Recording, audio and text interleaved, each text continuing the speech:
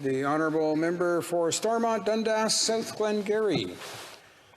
Thank you very much, Mr. Speaker. It is a pleasure to be back in the House today to speak to Bill C-15. I want to start by noting I'll be splitting my time with my colleague, the member for Sherwood Park, Fort Saskatchewan. This is an important piece of legislation and an opportunity to have a debate here in the House about our relationship in Canada with our First Nations community. I always start off my speeches, or try to provide a local context, or make sure at some point in them that I cover the local context of my riding in Stormont-Dundas-South Glengarry. I am fortunate to represent not only the City of Cornwall, the United Counties of SD&G, most of SD&G, but also the residents and the people of the Mohawk Council of Akwesasne and the residents there. 14,000 people strong. Probably from a federal issue, Mr. Speaker, one of the more difficult geographic First Nations communities we have in this country, because they are right along our Canada-US border. There's a port of entry that's there, and the geographic setup that goes back a long time certainly makes it difficult on many issues to have them navigate through and to work with them on that. I'm grateful for a good and respectful working relationship with Grand Chief Abram Benedict, and I also want to acknowledge some of the meetings that I've had to date with members of the Mohawk Council of Akwesasne.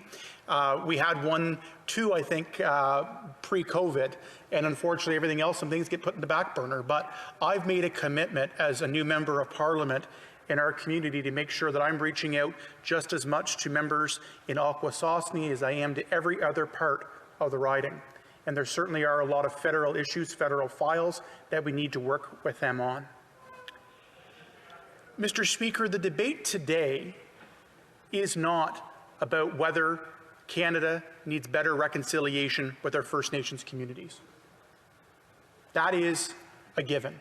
I don't think there's a party, I know there's not a party in this House, and there are members, not a member in this House, and very few Canadians that know we don't need to do better and to build a better relationship. What I want to go on and speak in my comments here today is a theme that I've built on in several of my speeches since I've had the honor of being in this House. The difference between an announcement and an intention and a theme, respectfully, Mr. Speaker, if I will, in the actual delivery and the follow-through and getting things done. Here with C-15, the details do matter.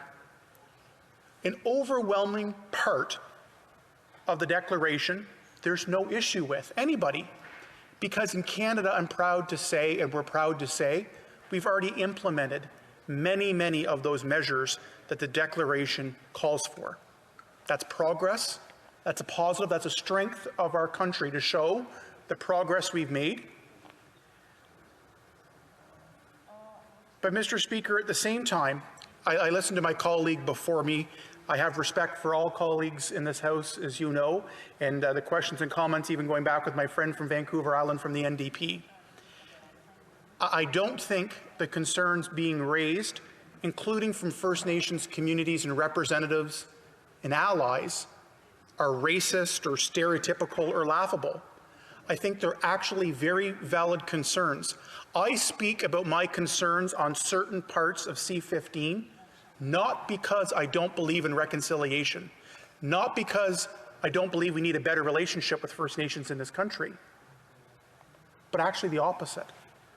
By not better defining and laying these things out, making them more clear, more black and white, Mr. Speaker, I actually worry that we take steps back when it comes to reconciliation. The relations we see, and I'll use the example in the Maritimes of the fisheries disputes in the province of Nova Scotia. Moderate livelihood, some of the vague definitions that are subject to court interpretations, DFO interpretations. We are seeing serious tensions between First Nations people in Nova Scotia, residents of the province, lobster fishermen, the government, the provincial government, local law enforcement. We've even seen violence happen. Nobody wants that to happen. But the reason, Mr. Speaker, I believe, is the definitions. It takes time. It's not easy. I'm not pretending that it's simple to do. But we need to have more clear timelines, more clear wording when it comes to certain aspects. Not the overall intent of Undrip, but rather certain parts. I can say quite a few things, but I want to listen, as I mentioned, to some of the stakeholders that have spoke at committee that have the interests of First Nations communities across this country at heart first and foremost, as we do in this House. I want to quote Stephen Buffalo, President of the Indian Resource Council, just a couple weeks ago in committee. Quote, "It would be much better if this committee could define, quote, prior, and informed consent in the legislation and determine who can represent and make decisions on behalf of Indigenous people for the purpose of project approvals. Better yet, this committee can engage Indigenous people across Canada to come to a consensus on what consent means before passing this legislation. Because you know as well as I do, some people think it's a veto, and if the committee doesn't think it's a veto, then they should make that clear." We've seen numerous other stakeholders. I know the comment from Dale Swampy, the National Coalition of Chiefs, that says, quote, "However well-intentioned Bill C-15 is, my discussion with legal experts, industry representatives, and investment bankers have persuaded me that it is introducing another layer of uncertainty and risk to development in Indigenous territories." Mr. Speaker, I read those quotes from people like myself, like our caucus, like all of this Parliament. We want to get this right. We want to move forward on reconciliation and doing better in this country. But what I worry about and what I feel, and this is from a passion of mine, words and actions and themes and good intent is important, but so are the details in legislation like this. The frank reality is we're going to need to take the time, whether it's before the legislation or after, through courts, through legal battles that will go on for years over certain projects, certain wording, what it is and what it isn't. To pretend we're just going to pass this and to be no problems and it's all tickety-boo and going along, that's not the case. If we can take the time, get those clarifications, through consultations, close, passionate deliberations with First Nations communities, we can, I believe, make the legislation more clear, the process for everybody more clear. That, Mr. Speaker, does not hurt reconciliation. That makes it smoother. We've seen in Nova Scotia what has happened. We are seeing some of the concerns of potential investment. This isn't big corporations versus First Nations communities. These are people, again, with a vested first-person connection to the well-being of our Indigenous people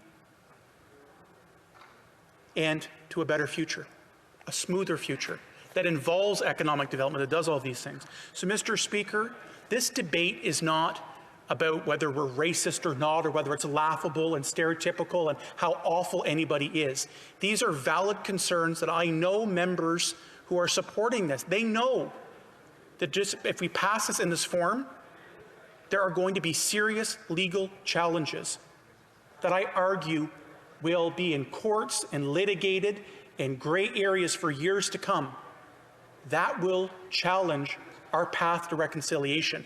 That will challenge better economic development opportunities for communities like Akwesasne in my riding.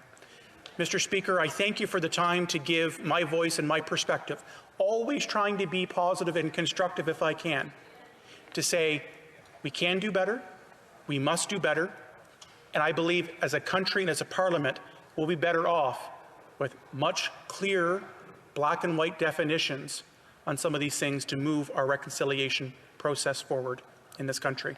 I look forward to the questions and comments. Thank you, Mr. Speaker. Questions and comments. We'll first go to the Honourable Parliamentary Secretary to the Minister of Heritage for Sport. Thank you very much, Mr. Speaker. And I'd like to thank my friend and colleague for his work on other files protecting rights of people, and for his speech today. It was insightful, and he's always speaking from the heart, which is something that I really appreciate. I do, however, want to bring up a couple of things.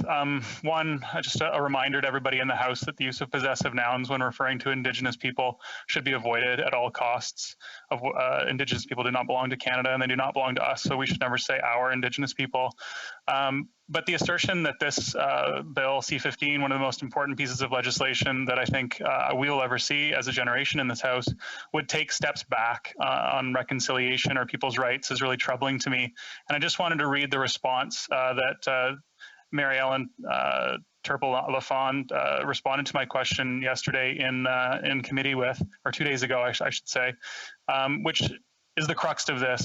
The most important thing it does is it puts an obligation on Canada to conduct its policies and conduct its interactions with Indigenous peoples on the basis of recognizing Indigenous people have rights. More rights is never a bad thing. I think we can all agree. So my question or my comment directed to my colleague opposite is, how in the world would more rights have a negative impact on people who have title to land? Honourable member for Stormont-Dundas-South Glengarry. I want to thank my colleague from Milton for his comments there, and I will certainly agree with him. I apologize in my wording and my ad-libbing as I go. First Nations people in our country are not my constituents. They are my friends, they are my neighbours, they are my colleagues, not only locally, but I know across the country. So thank you for that part of the intervention. We talk about adding rights. I believe through some of the vague definitions and wording that are in certain parts that could be strengthened could lead to confusion, where rights could end up and these battles can end up in court. And we've seen that on different issues where we didn't take the time originally to get the definition right and specific and come to that balance, to have that cohesion, have that reconciliation in certain communities. I'm all in favor of enshrining rights and doing that. The overwhelming majority of this document is obtainable because I believe we're doing many parts of that, and there are many parts we can all agree on. But where we can have stronger definitions, I believe that does help a reconciliation process, build rights, strengthen rights, not have them end up in courts for years to come. Questions and comments. The honourable member for Saint-Jean. Thank you very much, Mr. Speaker. I want to thank my colleague for the passionate speech, and a good speech at that, as usual.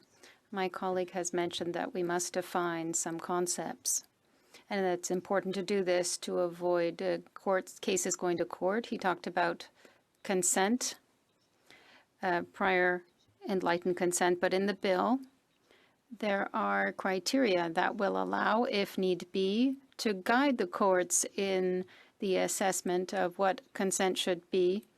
And witnesses before committee said it would take time before there was a consensus that could be reached or a specific definition. Should we not now pass the bill, since in any way we must do this work of developing the definitions rather than delaying the entire process, because we need to do it? In the bill, there is a guide to come up with a definition, but there is also recognition of the rights. This has been waiting for a very long time. We must act quickly. Dundas-South Glengarry. It is good to see my colleague from St. Jean, albeit virtually. I do miss sitting on committee with her, my former committee role on PROC. I take in support what she says about the details needing to be worked out. But I go back to the same thing. I believe that we are better off as a country, as a parliament, in terms of reconciliation, if these things are ironed out, or the consultations and the resolutions happen sooner rather than later. Mr. Speaker, she alludes to courts and different interpretations. She leads to my argument that we are going to have many of these consents end up in court for years and years to come. They create, I believe, divisions, not unity, when it comes to reconciliation, when it comes to economic development opportunities. I come from a space of not wanting to stop progress, but making progress smoother. She's right, we're going to have to tackle these definitions. We need to do it sooner rather than later. The sooner and the better the clarity is, the better our path to reconciliation, the stronger future it is for First Nations communities in every part of this country.